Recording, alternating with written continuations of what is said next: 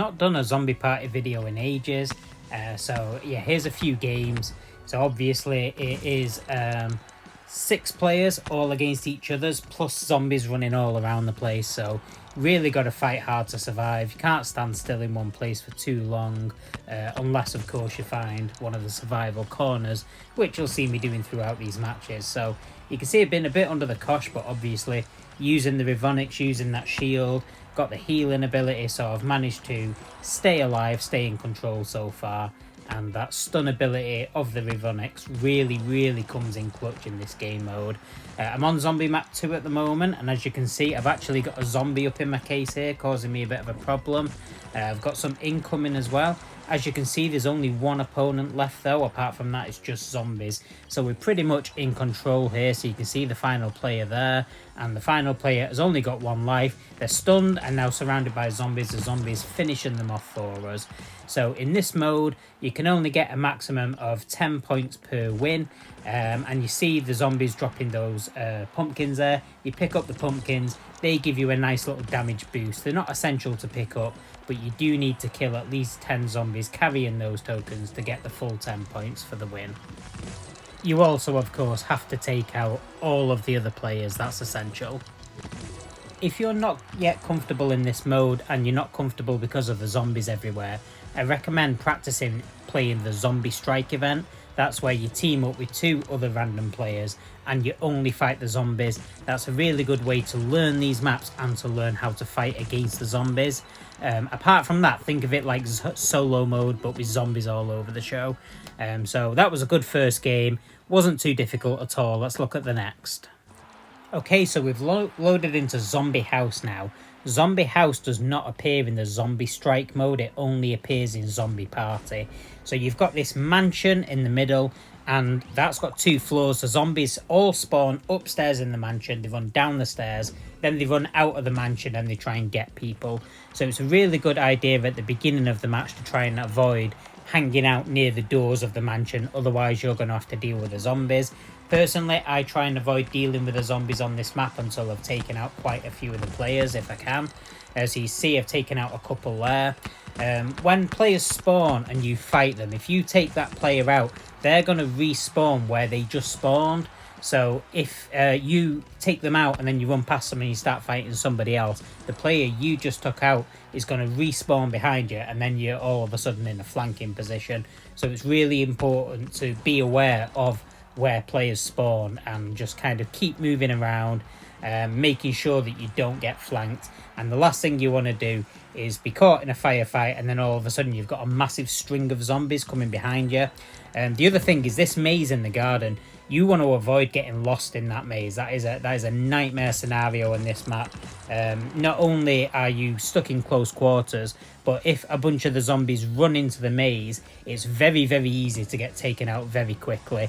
And then obviously you don't have the lines of sight and stuff. So you can see now, top left hand corner, it says 2 out of 6 players. I'm one of them. That means that there's only one other player. We want to make a point of making sure that we hunt them down before the timer runs out. We need to take out all of the other players. The thing is, if there is one other player alive at the end of this match, it doesn't matter if you've got all your lives left and they're on the last life. It doesn't matter if you've done all the damage, you've taken out all the zombies, you'll still come second. If there's 2 other players alive, you'll come third, etc, etc. And that knocks points off. So if there's 2 of you alive at the end, even though you could have taken out millions of zombies and you could have done all the damage, you're only going to get 8 points, and that is a waste of the round. So you really want to make sure you hunt and kill all the other players. You need 130 points to complete it. That's 13 times 10. So if you get 8, that's a 14th one that you need to win. You don't want to be in that position. Okay, we're now in Zombie Maze 1. If you've watched any of my zombie videos, you know this is my favourite map because there's a survival corner which I'm going to fight my way to. You need to identify it, so I'm looking around. I can see it's to my left. First thing, I've got to knock this zombie out of the way. And basically, I just have to run around this gate here, so have to fight this person, take them out. Now you can see these stairs with the purple water. We just cross over there, hide in this corner, and now we're just going to use the ricocheting ability of the Rivonics to basically shoot around the corner and stop people getting to us. We can't be attacked from the back. Although I have found annoyingly, if you've got your back right up against the fence, sometimes some of the melee from the brain saw can come through that fence, and so can like area of effect damage from like a Nerf nade or something like an Ember Strike. So you can sometimes take a bit of damage from the back, but generally you only need to fight in this one direction here. You can also do this with a Nitron Blaster. Obviously that doesn't have the stun ability or the heal ability, but it still has a ricochet ability, so you can still do this with that blaster. And even if I get killed and I don't have my Rivonics, I don't have a Nitron or whatever, I'll still find my way to this corner with whatever blaster, because I only have to defend in one direction. So you don't have to worry about zombies coming up behind you or players coming up behind you. It's just the best place to be, really. So we hide here until the other players start losing their lives. So you can see it's 3 of 6, just now down to 2 of 6. So there's only one other player. So I can start to move out of this corner a bit. I need to make sure that other player's taken out. So I can start to like scan around, try and see where they are. You can see the zombies have taken them out. So once the zombies have taken them out, you can comfortably stand here facing the stairs. They're still only going to come in this one direction if there's no other players on the battlefield. The only time a zombie might spawn to your left is if the hammer knocks them off when they're running over the thing. Very, very occasionally they'll come up on you from the left. It is rare, but very occasionally it happens. If that does happen, obviously I've got the shield there. And obviously if like I'm reloading or whatever and the zombies are starting to really swarm it, I can just run back towards those stairs. So you've got a bit of space to maneuver. So in the early moments of the match, just like in solo, we want to hug the exterior of the map. This helps your survival. Firstly, if you're near a wall, that's one direction that you don't have to defend against. But secondly, due to the nature of how these matches work, a lot of the action will happen in the middle, which means you can avoid a lot of it. You don't want to be getting shot at from all angles. It doesn't always have great effects though, so you can see we've got a boom dozer over there, we take that out. You can see the other players swarming on me, that's likely because they're bots. So I'm just trying to keep myself moving, try and take them out, and unfortunately I get blasted up into the air, yeeted over the wall and taken out. So I've got to come back in with the Ultra Select. I actually failed to turn on auto shoot there, which I didn't quite realise, and that's not great. I'm not doing fantastic in manual fire mode with this, so just trying to get through this area now and get myself to a point of relative safety so that I can switch on auto fire mode and be a bit more effective. I am, however, getting swarmed. Because I stood still for a few minutes, the zombies got me. So now I'm down to my last blaster, which is the Ultra one, which is excellent for zombie mode, by the way. And you can see I've also got that invisibility mode, so that if I am getting swarmed, I can hit that and run to a different area of the map. Thankfully, while all that chaos has been going on, all the other players have been taken out. You can see they're coming at me from both sides, so turn invisible, reload, and we're going to go and find our survival corner. Here it is, and now we're just going to try and fight off the hordes of zombies from this point. The great thing about the Ultra one is every time I get a kill, it's going to heal me, and it's also going to put 5 more darts into my blaster, assuming that I'm not at 0 darts at the time. So that just makes your survivability loads better.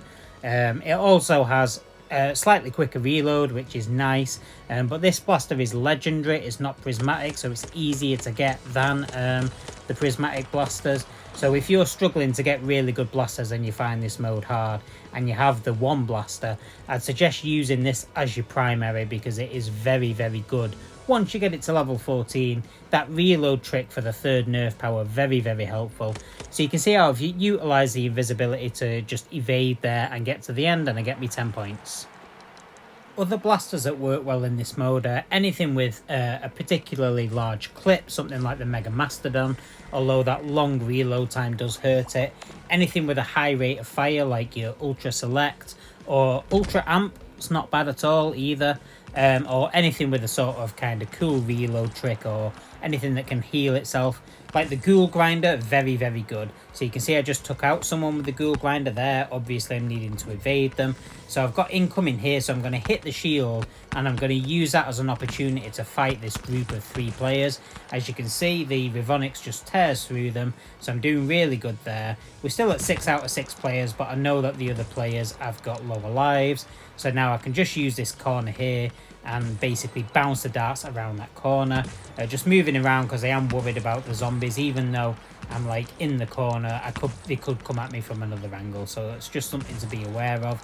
So we're going to keep moving, and you see how as I move, I'm hugging the wall. I'm not running across the middle. I'm running from corner to corner to corner to corner, and this just lowers the chance that I'm going to get attacked from all sides, and it also lowers the chance of me bumping into a massive horde of zombies. Generally, you can let the zombies do a lot of the hard work for you in this mode. So you can see already taken out all of the other players, which is great. I'm just going to switch auto fire mode on now, because auto fire mode with the Rivonics is fine if you're only fighting zombies, but if you're fighting zombies and players, you really want that manual fire mode switched on. It just makes a world of difference. You can do so much more damage. But when it comes to just surviving against the hordes, you can have auto fire mode on. This is just to demonstrate that it works perfectly fine, really. And for any blasters that don't have the ricochet ability, personally, I'm using the auto fire mode. I know some of the better players in the game use manual fire mode all the time, but for me, I find it a little bit harder to aim. And yeah, this is just like nice and leisurely. So as you can see, I had no problem whatsoever dealing with those hordes, and now we finish the game and get another 10 points. I'm not going to show all the games because you don't need to see 13 games. It gets a bit repetitive.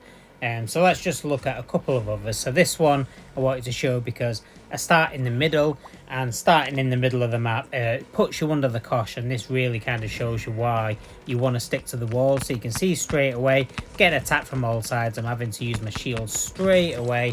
I'm just trying to fight my way towards the wall, and yeah, you can tell that I'm taking damage from all sides.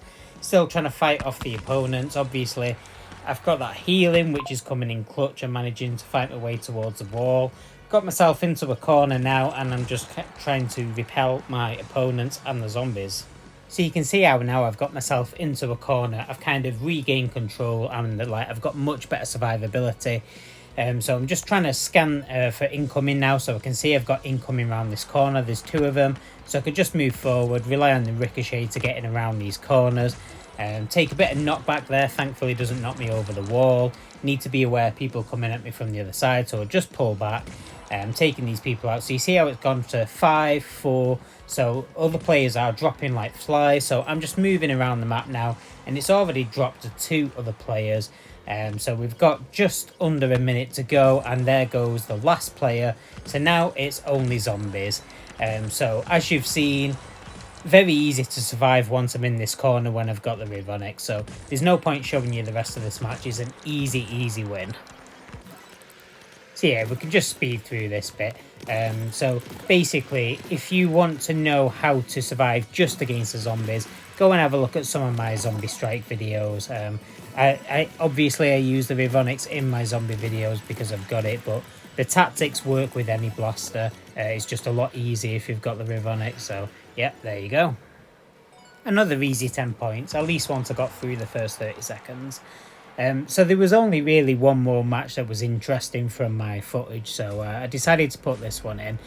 So we're starting on zombie map 1, but starting in one of the worst places, surrounded by purple water. You can very easily get knocked back into the water at this point. I always check around to see if anyone's near me, because I try and use my knockback to get them in the water. So I'm just working my way over towards the survival corner. Obviously I could have just cut diagonally right across the map, but we're trying to avoid the middle, so I'm going around the edges. So get myself to my survival corner. I've had to use my shield, unfortunately, but obviously I got hit and feeling like I'm in a great position. However, as you see, there's an opposing Rivonics come up on me, and I get taken out by that stun ability. It prevents me from doing what I need to do, so now I need to come back in with my Ultra Select.